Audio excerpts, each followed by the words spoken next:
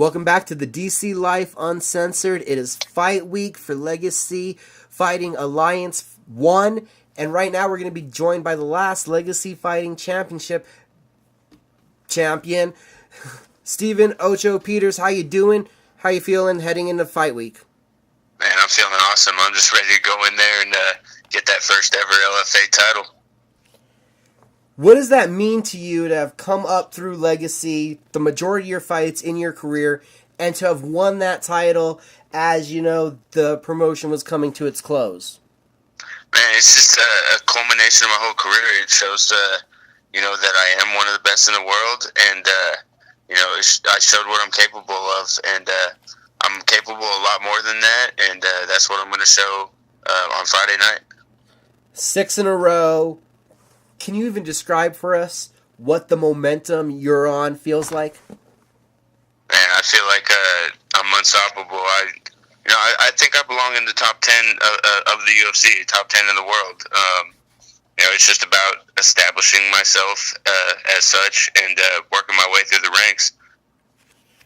With this win streak, the last couple of years, this extends all the way back to 2013. What really switched for you, and what has come together to make this possible? I changed up my camp. Basically, I was kind of training on my own, doing jiu-jitsu, Muay Thai, boxing, all separate. And then, since those losses, I went and started training with Coach Saif Saud, and he's the coach that beat me. I don't look at it as, those specific fighters beat me. The coach beat me. He figured me out. He found my holes and he exposed him. And so I went to him, and I was humbled, and went back to square one and just began filling those holes in my game. And now we've put together an impressive win streak. And there's very few holes in my game. I'm just a solid competitor, and now it's just about fine-tuning and polishing up my skills. Having a drastic change like that, going from being your own head coach to getting under somebody else's tutelage, do you feel like a different fighter now when you step in the cage? Definitely. I feel like I know exactly the way it's going to pan out. Before I just went in there and just played it by ear and trying to find a finish, but now I have a plan of attack, and I follow that plan, and just handle business. Usually unfolds just the way we envision it. Was it hard to take on that mindset after having kind of been a watch and react guy to a game planning? Did it feel different the first couple fights then? Definitely different. Just the training was much harder.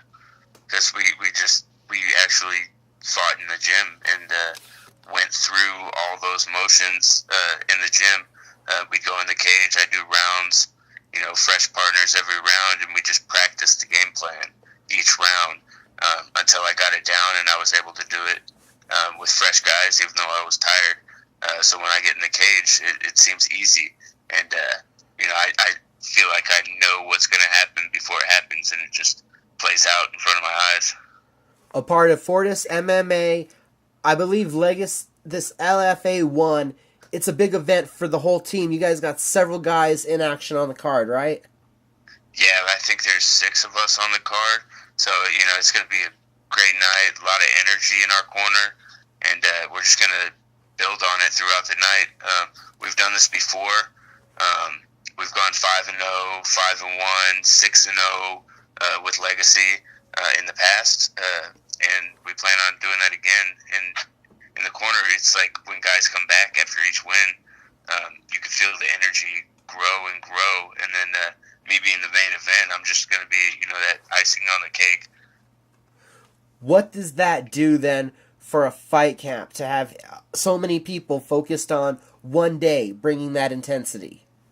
Oh man, the energy in the room is just there's no easy days. Everybody's in shape. We have no easy rounds. Nobody, like, normally if you're the only guy training for a fight, then guys are in less shape. you have some easy rounds. But right now everybody's on point, so we're just crisp, and we're a bunch of animals right now. You've been in this game for over 6 years, almost 7 years now, I believe. What was it that drew you to MMA?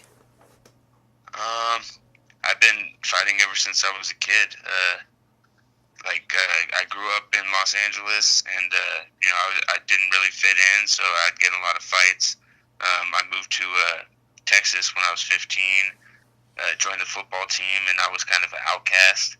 And I dressed different, talked different, so a lot of kids picked on me. I'd get into fights, and when I figured out that I could actually train and turn this into a career, then I just jumped on it, and I've been all in ever since. Was there a change for you going from that street fighter, getting in a fight to defend yourself, to being that martial artist, to where it's an art and a sport? Not at first. I'd say probably a year into my professional career, I actually, became a martial artist. Before that, I was just a fighter. I would train for each fight, on a fight-by-fight basis, and then now I'm, 100% a martial artist. I train for a lifestyle. Now, could you imagine it not having went this way now, leading this martial arts lifestyle? No, I couldn't see myself doing anything else. I was, headed down the wrong path, and martial arts kind of gave me a direction to go into. And if it wasn't for my son and martial arts, I don't know where I'd be today. Could you get a little more explanatory into what that journey of, I guess, maturity has been like for you?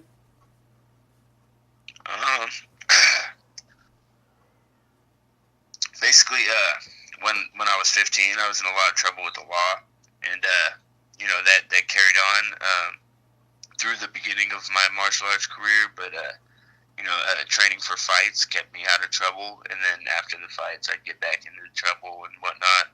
And then when my son was born, it was just a total flip the script. It was no longer like selfish reasons. It was no longer for me. I had to stay out of trouble and take care of myself so I could be a good father to him.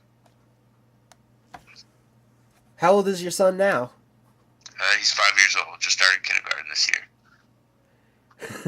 That's definitely got to be a fun age, and having someone that has that much energy around, keeping you when you're tired. Yeah, definitely. He's got more energy than I can imagine. He's up at 7, 8 o'clock in the morning, running around, jumping on the couch, jumping on the bed, and then he doesn't go to sleep till 10 o'clock, 11 o'clock at night. Same energy throughout the day. It's incredible. It's hard to keep up with. And I bet it gives you a real motivating factor thinking about heading into the fight and going to the gym when you are tired. Yes, definitely. I do it for him so I can put food on our plate and a roof overhead. You do all this, and again, a lot of this in the Legacy Cage.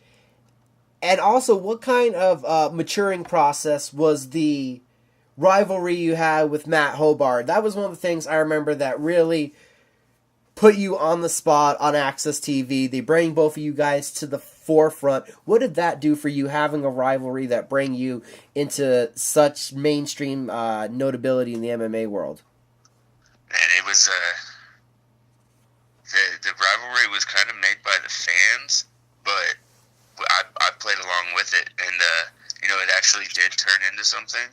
But after our second fight, and then my loss to George Pacarayu, I changed my camp and began training with him, and now we're good friends. So that's it's pretty cool that got us a lot of notoriety and whatnot. But that was all created by Access TV and and the fans really, his fans booing me, my fans booing him. It was more the fans than us having real animosity towards each other. So, have you guys ever laughed about this? Oh, definitely. Yeah, we've had a beer and sat back and laughed about it. I'm actually friends with his father as well, so they're really good people. Heading now into LFA1, looking to grab another title. What do you see out of Higo in his game? He's a tough competitor. He's 16-2. He's a black belt in BJJ. He's just tough all around, slick ground game. But I definitely see a lot of holes that I'm going to capitalize on, and I'm not too worried about anything it brings to the table. I respect it definitely, but I'm going to go in there and fight my fight and take care of business. Talking about fighting your fight, where is your biggest advantage in the fight? You talked about his black belt, so does that automatically say you're striking? No, I feel like I'm better all around. He's a black belt in BJJ, but that's not MMA. That's not no gi. Take the gi off. It's a whole different game. Add punches and elbows. Now it's my world. So anywhere the fight goes, I'm comfortable, and I'm going to show that on Friday night. What will it mean to win that first LFA belt? It'll mean I belong amongst the top 10 in the world. My record, my wins. I have no easy fights on my record. Look at my record, my opponent's combined record. There's no hand-me's, no cans on my record. I'm a solid competitor, and I belong in the top 10 in the world. You brought that up a few times. What were your thoughts then? Not too long ago, there was UFC 207, and 4 of the top guys ranked in the world in your weight class were in action. What did you see out of Dillashaw Lineker and Cruz Garbrandt? I'm just studying them, seeing where I can capitalize on. They're all great fighters. Lineker, I don't know if he belongs up there.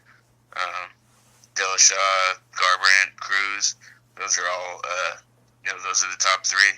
That's where my eyes are at, and I got my eyes on those guys. I'm trying to just make sure I'm better than them in the gym every day. A lot of people could say it's a little bit everywhere, but where do you think you need to make the jump in what skill set to close that gap between you and those top 3 guys? No real skill set jump. I feel like my skill set matches up really well against theirs. Just about capitalizing on those small holes in the scrambles, and it's very small details when it gets to that high level. Going into this fight, how big of an advantage is it, and how nice is it for you? First Legacy Fighting Alliance event in Texas. Oh man, it's my home. It's actually right down the street from my gym, so I'm gonna have the crowd on my side. He's traveling from Brazil, so I think he's gonna be out of his element, and I'm gonna get in his head and just work from there. And then definitely, just how much even more on top of it, is it a bigger advantage for you? You get to sleep in your own bed that night. There's a comfortability factor of fighting in your hometown I just don't believe can be matched, because really it is your own surroundings. Yeah, I mean, this is what we do, and I can fight anywhere in the world, and a fight's a fight, but the comforts add an extra element to it, to where I'm not going to be out of my element. It'll just be another day in the office for me. For him, it's going to be a whole ordeal. Steven Peterson, it has been awesome getting to talk to you. I definitely got to thank you for the time. This has been a great interview. Who did you need to thank and shout out to?